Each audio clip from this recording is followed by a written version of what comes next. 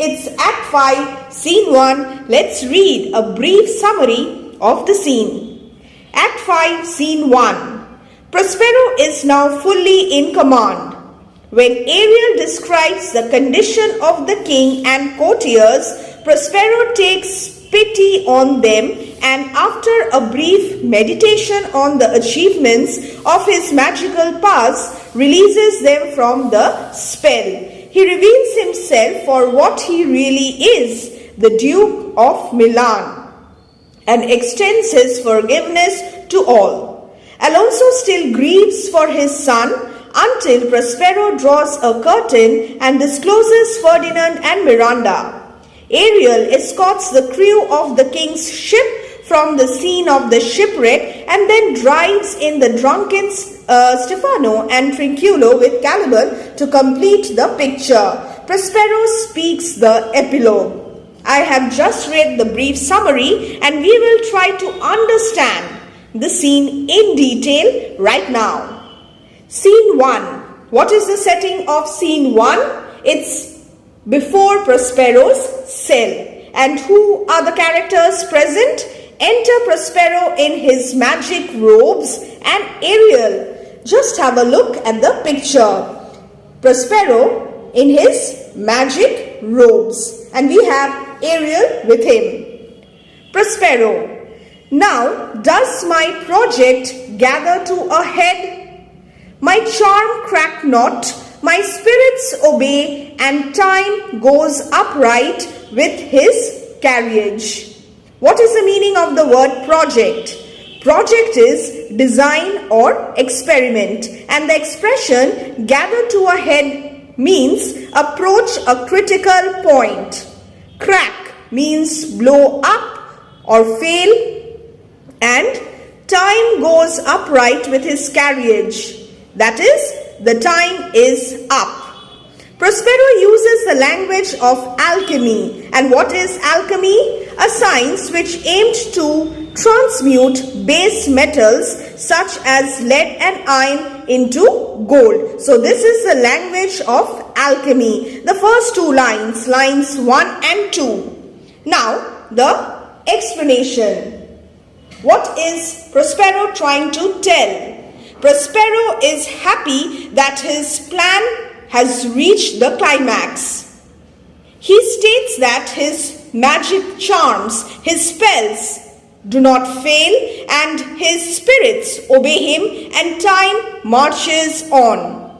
How's the day? What time is it? And then Ariel answers that it is almost 6 o'clock, the hour at which he said their work would end. Let me just turn the page and read the speech of the reply of Ariel rather. Ariel, on the 6th hour, almost 6 o'clock, at which time, my lord, and who is my lord? Prospero, you said our work should cease, our work would end. Prospero, I did say so. When first I raised the Tempest, underline this. When first I raised the Tempest, magic plays an important part in the Tempest. It was Prospero who had raised the Tempest. The title, remember? The Tempest, the storm, with the help of his magic spells. Now, say my spirit, and who is my spirit? My spirit is Ariel. He wants to know from Ariel, how fares the king and his followers? King, who is the king here? Here, the king is Alonso and his followers and the other men. Ariel, this speech is very, very important. Learn this properly. Confined together. What is the exact state? They are enclosed all together. In the same fashion, in the same way as you gave in charge. You gave in charge in the same way as Prospero directed. And just as Prospero had left them, just as you left them, all prisoners. Underline these words, confined together, all prisoners. These terms relate to being in prison, being under the control of Prospero. In the line Grove, which weather fends your cell? What is the meaning of line grove? Grove of lime or linden trees and weather fence. This word means protects against the weather. So they are all prisoners in the grove of lime trees which protect Prospero's cell from the weather. And they cannot move till Prospero will release them. They cannot budge till your release. So Prospero has full control over them. The king, his brother, that is Alonso, his brother Sebastian, and yours, Antonio, your brother Antonio, abide all three distracted. The three sinners, remember? The three sinners, Alonso, Antonio, and Sebastian, all three distracted. The king, the king's brother, and Antonio are all there well mad, and the rest are mourning over their condition, and they are filled with sorrow and dismay. This is the condition of the three sinners, and the remainder, their followers, are mourning over their condition, their miserable plight, brimful of sorrow, filled with sorrow and dismay, but chiefly him that you term, sir, the good old Lord Gonzalo who had helped Prospero many years ago. So he is the good Lord. And what is Gonzalo's condition? His tears runs down his beard like winter's drops. Simile, an example of simile. From eaves of reeds, thatched roofs, your charm, your magic so strongly works them that if you now beheld them, your affections would become tender. This is very important. Let's try to understand this. So, Gonzalo is weeping and his tears run down his beard like icicles from the projecting edges or reed roofs. And Prospero's magic affects them so strongly that if Prospero were to see them in this condition now, he would feel pity for them. This is Ariel's observation. And we all know that Ariel is a spirit. He is feeling bad for them. Let us read this in detail. This is a speech by Ariel to Prospero. Ariel is describing to his master the condition of the three evildoers. And I have already told you the names of the three sinners.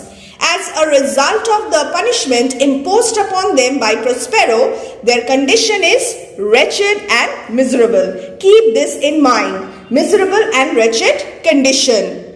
Ariel informs Prospero that all three sinners have almost gone crazy, mad. All three distracted, and the other members of the party are grieving over their condition. Gonzalo particularly is full of deep sympathy for the sufferers. Tears of pity are flowing from Gonzalo's eyes like melting icicles which drip off the eaves of thatched buildings. The simile. If you are asked to explain the simile, I am sure you will be able to do it. Ariel also adds that the condition of the sufferers is so bad that if Prospero were to see them, his heart would suddenly be moved with pity. Again, I am repeating, this speech is very significant. Prospero, dost thou think so? Do you think so, spirit? Mine would, sir, were I a human, and mine shall, hast thou, which art but air, a touch, a feeling of their afflictions, and shall not myself, one of their kind, that relish, all as sharply, passion as they, be kindlier moved than thou art. A relish, till they, am fully as sensitive to suffering as they are, and kindlier means more in accordance with my human nature, and also more generously. According to Prospero, Ariel is a creature composed of air, and if he can feel for the three sinners, Prospero himself, who is a human being, one of their kind, that relish all as sharply passion as they, be kindlier moved than thou art. He is wondering whether he, a human being like Alonso, Antonio and Sebastian, can be more sensitive, can be more moved to kindness than Ariel. Though with their high wrongs, this is important, high wrongs, great injuries, the crimes, the great wrongs that they did to Prospero. Though with their high wrongs I am struck to the quick, yet with my nobler reason against my fury. These expressions, these words are very meaningful. Fury, Prospero is angry with them, but he is also thinking about the fact that if Ariel can feel for them, he also can be sensitive towards them. Though he is struck to the very heart by the great wrongs that the sinners did to him, yet he is guided by calm reason, nobler reason, than by fury or anger. Do I take part? The rarer action is in virtue than in vengeance. A very pertinent statement. Philosophy of life. It is more rare. It is rarer to treat one's enemy with virtuous kindness than with revenge. But since they are now penitent, since they are now repentant, Prospero can spare his displeasure, and he allows Ariel to go and set them free. They being penitent, the sinners being repentant, the sole drift of my person doth extend, not a frown further. Go release them, Ariel. My charms I will break, their senses I will restore, and they shall be themselves, they shall be free. The rarer till vengeance. It is more noble to show compassion than to take revenge. And what is virtue? It is magnanimity. I will fetch them, sir. Exit. Prospero traces a magic circle on the stage with his staff. This speech of Prospero is also important. And keep in mind one thing, that lines 33 to lines 50, this entire section, Prospero's account of his magic powers is taken from a speech of the witch Medea in Ovid's Metamorphoses. And also remember that this is a passage of great poetic beauty in which Prospero says farewell to his magic art. Very, very important. Prospero says farewell to his magic art. Ye elves of hills, brooks, standing lakes, lakes of still water, and groves, water groves, small woods, and ye that on the sands with printless foot. Who are elves? Elves were small fairy-like creatures which were believed to haunt different parts of nature just as the nymphs did. They were in appearance like very tiny men and women. The Irish people still believe in such creatures. And ye that on the sands and so on, and you elves who haunt the sands of the seashore. What is the meaning of with printless foot? It was an old superstition that the elves and fairies left no footprints on the ground. So light and unsubstantial were they, their bodies having no weight or physical substance. Do chase the ebbing Neptune, pursue the retreating waves of the sea, and run away from them when they come in again. And do fly him when he comes back. You Demi Puppets, that by moonshine do the green star ringlets make, who are Demi Puppets? Well, Demi Puppets are the tiny doll-like creatures who have been at Prospero's commands. Half dolls. Understood? So, what do these Demi Puppets do? These Demi Puppets, these creatures half the size of dolls, by moonlight make the green rings on the grass with their dances, which the sheep refuse to graze upon, whereof the ewe not bites. The sheep refuse to graze upon the grass, and you whose pastime is to make midnight mushrooms. What is the meaning of midnight mushrooms? He is referring to the spirits whose sport is to grow mushrooms at midnight, who delight to hear the solemn tones of the evening bell, that rejoice to hear the solemn curfew, by whose aid weak masters though ye be. By whose aid weak masters though ye be. Although the spirits and the elves are weak and small helpers, it is because of them that Prospero has achieved a lot of things. What are they? Let's read. Number 1, I have bedimmed the noontide sun.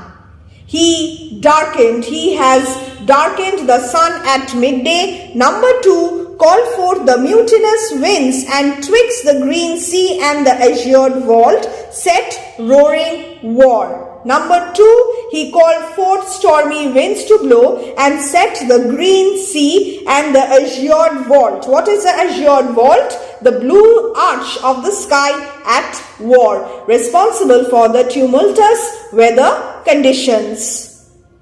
And to the dread rattling thunder have I given fire. This is number 3. The strong and rifted, number 4, and rifted Job's stout oak with his own bolt. What is the significance of oak? The oak, king of trees, was sacred to Jove. Who is Jove? He is also named as Jupiter, king of the classical gods. These lines are spoken by Prospero, we all know that, and here Prospero is addressing different kinds of fairies who have been obeying his orders, and in these lines he recalls some of his past achievements on the island. Prospero says that with the help of the fairies he gave to the dreadful roaring thunder the power of lightning, and the strong oak trees so dear to Jupiter suffered as much damage from that thunder as they might have done from Jupiter's own thunderbolts. Again, with the help of the fairies, Prospero shook the firm rocks and uprooted pines and cedars. The strong-based promontory have I made shake, and by the spurs, by the roots, plucked up the pine and cedar. Graves at my command have waked their sleepers, oped and let them forth by my so potent art. His magic. His magic was so powerful that even the graves opened at his command, allowing the ghosts to come out. Promontory is projecting rock.